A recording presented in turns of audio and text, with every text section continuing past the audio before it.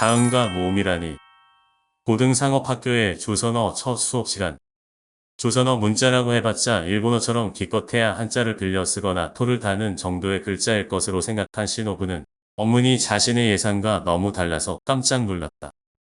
더욱 놀라웠던 점은 그 자음과 모음의 간단한 조합으로 수업을 들은 지 며칠 만에 문장을 읽을 수 있고 아직 서투르긴 하나 쓰는 것도 가능하다는 사실이었다. 딱히 열심히 공부한 것도 아니었는데도 말이다. 일본 가나와 문장의 어순이 같고 조사 같은 문법적인 부분이 비슷한 점은 배우는데 유리하게 작용한 것 같았다. 아무튼 글꼴이 이상하게 생긴 문자지만 배우기가 쉬운 문자인 것만은 확실했다. 조선인 강사가 반드시 외우라고 나눠준 원문 반절표도 일본 가나 문자인 오시분도표와 무척 닮았다. 조선인 강사의 말에 따르면 조선에서는 원문을 한자를 읽기 위한 보조수단 정도로 간주하여 한자 발음표 기법 명칭인 반절로 부르기도 한다고 했다. 반절표는 간야어경 오교구교로 구성된 한글 기본음 절표를 말한다. 청일전쟁 당시 일본 내 조선어 교육은 중단된 상태였는데 전황이 일본에게 유리하게 전개되자 조선의 세력 회복을 위해서는 조선어를 할 줄 아는 일본인의 육성이 시급하다고 판단한 후쿠자와 유키치가 이듬해 게이오 기주쿠의 조선어 학교를 설립하여 150명의 학생에게 조선어를 한동안 가르쳤던 적이 있다. 고등상업학교는 장래 조선무역 지원자를 위하여 제2어학 중에 조선어를 추가했다.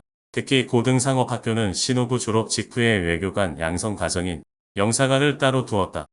그 무렵 고등상업학교 출신자의 외교관 및 영사관 시험 합격자 수는 도쿄대학교와 비슷했다. 학기가 막바지로 치닫던 어느 무더운 여름날, 시고쿠 도쿠시마 출신인 대학 동기가 신호부의 하숙집으로 놀러왔다. 어이, 신호부군 잘 지냈어. 나가무라군. 아닌가. 들어오게. 자네 요즘 바쁜가 봐. 통 얼굴 보기가 힘들어. 외교관 시험 준비 겸해서 이것저것 배우느라 좀 바쁘긴 해. 그래서 조선어를 배우는 게야. 어때? 재미있어. 조선어는 배우면 배울수록 묘하게 끌려. 자네는 제2외국어로 독일어를 공부한다면서. 그래. 부지런히 배워 독일로 유학을 가려고. 나가무라는 신호부가 외우고 있던 원문 반절표를 목을 쭉 빼고 들여다봤다. 아니, 이 문자는 요시노 강변 비문에 새겨져 있는 글씨와 닮았는데. 나가무라는 신호부가 손에 쥐고 있던 반절표를 획약같이 뚫어지도록 들여다봤다. 잠시 후 손가락으로 글자를 가리키며 이게 조선 문자란 말이지. 어릴 때 여름이면 강가에 수영하러 지나다니며 매번 이상하다. 무슨 글씨지 했는데 조선 문자라니. 놀랍군. 그런데 왜 조선 문자가 그곳에 쓰여 있는 거지? 나가무라는 의아한 표정으로 신호부를 쳐다봤다. 이번 여름방학에 집에 내려가면 자세한 내막을 알아봐야겠어. 긴 여름방학을 마치고 다시 학교로 돌아온 나가무라는 마을 어른들에게 전해 들은 이야기를 들려줬다. 지난번에 내가 말했던 요시노 강변의 비문 글자 말이야. 그 비석에 새겨진 글자는 조선어와 닮았으나 실제로는 조선 문자가 아니고 신이 천황 폐하에게 내린 고대의 신대 문자라고 해. 비석은 30년 전쯤의 국학자이며 신관인 이와쿠모라는 사람이 세웠고 비문은 요시노강 바닥에 살고 있다는 거대한 매기에 빗대. 평소에 눈에 띄지는 않지만 국가에 중대한 일이 있을 때 구원할 수 있는 인물이 되기를 바란다는 내용이라고 했어.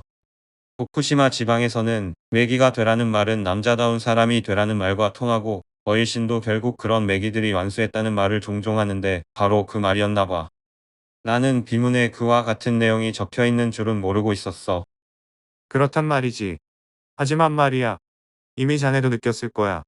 나는 그 비문의 글씨가 조선어와 닮았다는 부분이 영석연찮아. 그렇긴 하지. 그래서 나도 지역에서 제법 유명한 향토사학자에게 그 부분에 대해 집중적으로 물어봤어. 그 사람 말로는 조선의 어떤 왕이 우리 신대 문자를 가져다가 위작한 것이 조선어라고 했어. 나카무라가 가나 이전에 고대문자 운운한 것도 이상했지만 조선의 어떤 왕이 그 신대문자를 가져다가 위작한 것이 언문이라는 말은 더욱 황당했다. 신이 내린 문자라면 우리가 계속 써야지 문자가 중간에 느닷없이 사라졌고 그 사라진 문자를 이웃나라 조선 사람들이 쓰고 있다는 말은 전혀 설득력이 없어 보였다. 그 말인즉슨 도리어 일본인들이 언문을 부러워하고 시기에 신대문자라고 하며 위작했다는 말 아닌가 말이다. 신호부는 이번 일을 계기로 조선 문자를 새롭게 바라보게 되었다. 신호부는 경성에 부임하고 나서도 참모 공부가 발간한 이란회화, 조선어학도간내 같은 독학이 가능한 혹해등 조선어 회화책을 품속에 넣고 다니며 틈틈이 들여다봤다. 또 시간이 날 때마다 숙향전을 시작하여 구운몽과 옥교리 등을 읽었고 최충전과 임경업전 같은 소설도 구해서 읽고 있는 중이다.